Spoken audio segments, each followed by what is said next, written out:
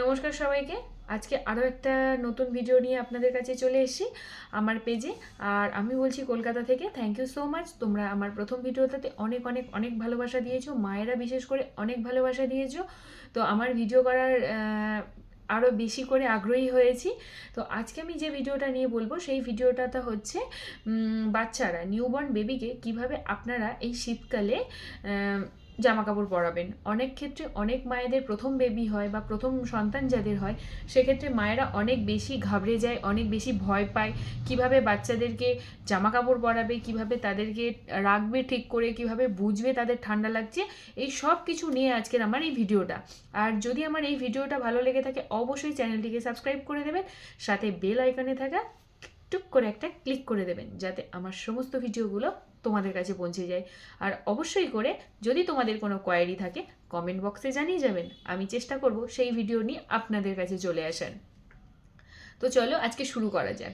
প্রথমেই বলি, যারা প্রথম মা হয়েছেন বা যারা নতুন মা হয়েছেন তাদের উদ্দেশ্যে আমার এই ভিডিওটা, বা যাদের বাড়িতে ছোট বাচ্চা আছে, মায়েরা বুঝতে পারছে না কিভাবে টেক কেয়ার করবে।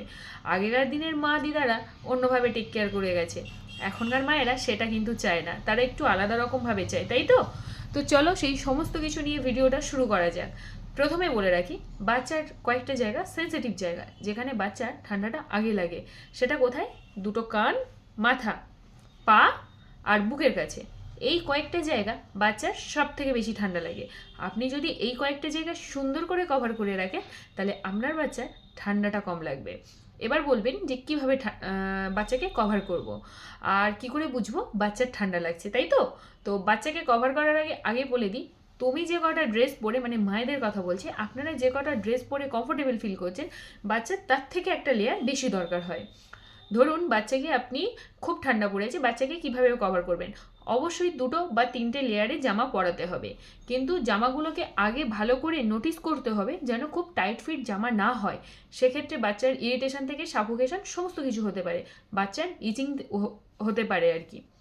তো সেই জন্য আপনাকে জামাটাকে পরাতে হবে ভিতরে একটা সুতির জামা। নতুন জামা কিনে মায়েদেরকে আবারও বলছি, কেউ সাথে সাথে পরিয়ে দেবে না। এতে কি হবে, বাচ্চার র্যাশ বেরোতে পারে, বাচ্চার ইচিং হতে পারে, বাচ্চার অনেক রকম স্কিন সেন্সিটিভিটি হতে পারে, স্কিন কন্ট্যাক্টে এসে বাচ্চার অনেক কিছু হতে পারে। তো সেই জন্য বলবো যে সবসময় জামাটাকে ধুয়ে ভালো করে রোদে মেলে তারপরে জামাটাকে পরাবেন। আর এটা মাথায় রাখবেন, নিউবর্ন বাচ্চাদেরকে সবসময়ের জন্য সুতির জামা পরানো উচিত। সুতির জামার বাইরে আপনারা কিন্তু কোনো রকম জামা পরাতে পারবেন না, এটা পরানোটা উচিত না। পরাতে পারবেন না আমি যদি জোর জবরদস্তি বলি সেটা ভুল হবে, কিন্তু পরানোটা উচিত নয়। সুতির জামাটা সুন্দর করে কেচে সেই জামাটা বাচ্চাকে পরাবেন, তার ওপরে রাখবেন উলেনের জামা বা সোয়েটার, যেগুলো আপনারা পরাতে চান। বাচ্চাকে দুটো জামা পরালেন, ভিতরে সুতির জামা পরালেন, তার উপরে আপনি উলেন পরালেন। পরানোর পরে দেখছেন যে বাচ্চার ঠান্ডা লাগছে, কি করে বুঝবেন? আপনি কানে দেখবেন, মাথায় দেখবেন, বুকে দেখবেন, পায়ে দেখবেন। এই কটা জায়গা কিন্তু বাচ্চার সব থেকে বেশি ঠান্ডা লাগে। আপনি হাত দিয়ে যদি দেখেন, হাতের কোন সাইডটা? এই সাইডটা না, এই সাইডটা নয়, হাতের এই সাইডটা দিয়ে আমি দেখবো বাচ্চার সেই জায়গাগুলোতে ঠান্ডা আছে কিনা। তাহলে আমি এই জায়গাটা কিভাবে দেখবো? আমি মানে কীরকমভাবে দেখতে পারি, কানটা কীরকমভাবে দেখতে পারি, তাই তো? বুকটা কীরকমভাবে দেখতে পারি, পায়ের পায়ের যে আমাদের যে পায়ের চেটো বলে না, মানে পায়ের পাতাটা বলে, সেই জায়গাটা আমি এরকম করে দেখতে পারি যে বাচ্চার হাত পা এগুলো ঠান্ডা হয়ে যাচ্ছে কিনা, বুক ঠান্ডা হচ্ছে কিনা। তাহলে আমি আরেকটা কভার করব। আর সবসময়ের জন্য চেষ্টা করব বাচ্চাকে টাইডি জামা পরানো না, এটা সবসময়ের জন্য মায়েদেরকে খেয়াল রাখতে হবে। আর কিছুটা নিজেকে বুঝতে হবে যে বাচ্চা ঠান্ডা লাগছে কি লাগছে না। আর বাচ্চার কিন্তু ঠান্ডা লাগলে অনেক সময় অনেক বাচ্চা কিন্তু কান্না করে, সেটাও কিন্তু খেয়াল রাখতে হবে। বাচ্চার ইরিটেশন হচ্ছে কিনা এটা কিন্তু পুরোপুরি মায়েদেরকে বুঝতে হবে। এটা হলো। এবার তোমরা কোশ্চেন করেছিলে, দিদি শীতকালে স্নান করাবো কী করে, বা অনেকে বলেছিলেন ম্যাডাম শীতকালে স্নান করাবো কী করে। শীতকালে বাচ্চাকে তোমরা অবশ্যই স্নান করাতে পারো। প্রথম 1 মাস বাচ্চাকে কিন্তু কোনোভাবে সাবান জল কিছু দেওয়া যাবে না। কি করতে পারো তোমরা, লিউকম ওয়াটারে তোমরা স্পাঞ্জ করে দিতে পারো বাচ্চাকে। লিউকম ওয়াটারটা আমি কিন্তু আগের ভিডিওতে জানিয়েছিলাম এবং তোমরা প্রচুর প্রচুর প্রচুর ভালোবাসা দিয়েছো।